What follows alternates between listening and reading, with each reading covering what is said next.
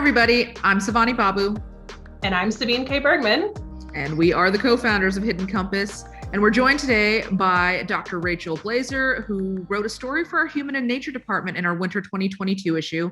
Thank you so much for joining us, Rachel. Thank you so much for having me. I am excited to be here. So Savani and I and our editorial team have worked with you a lot on this piece, but now we want to know a little bit more about you as a person. And you might have heard us describe our company and ourselves as nerds. So I want to start with, what are you a nerd about? Okay, so if you read the piece, obviously learning is what I'm super excited about, and more generally psychology. I think in science fiction movies, in popular media, often outer space is portrayed as like the frontier of exploration. And my kids love outer space and the deep ocean and Amazon jungles. And I just don't think any of those hold a candle to the inner workings of the brain.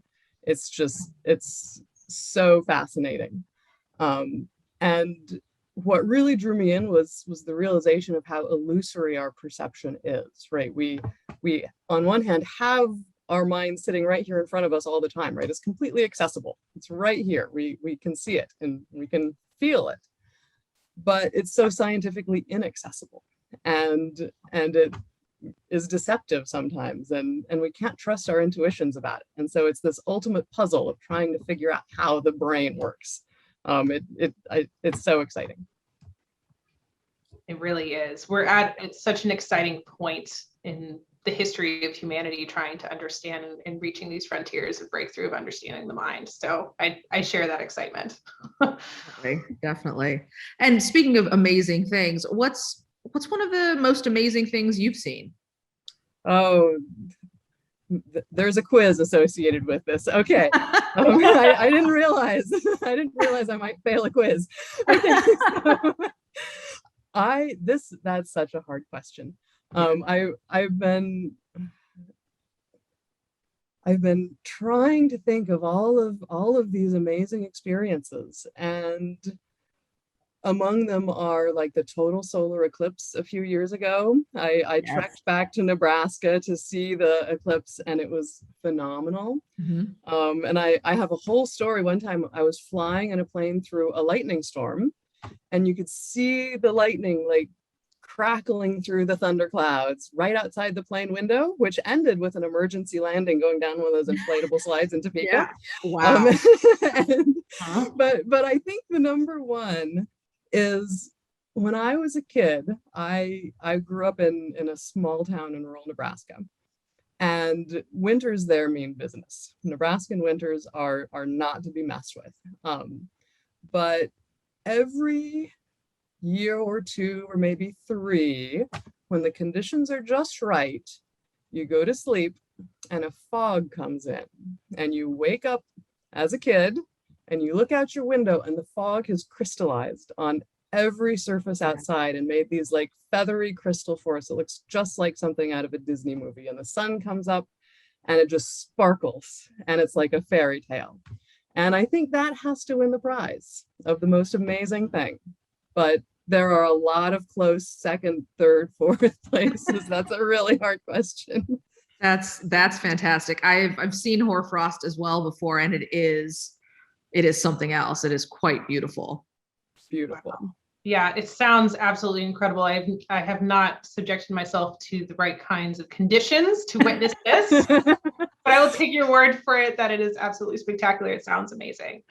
It might be partly in memory, because now I'm living in San Diego, and I wouldn't willingly go back to those conditions, so I can fondly remember them as fair. That is fair.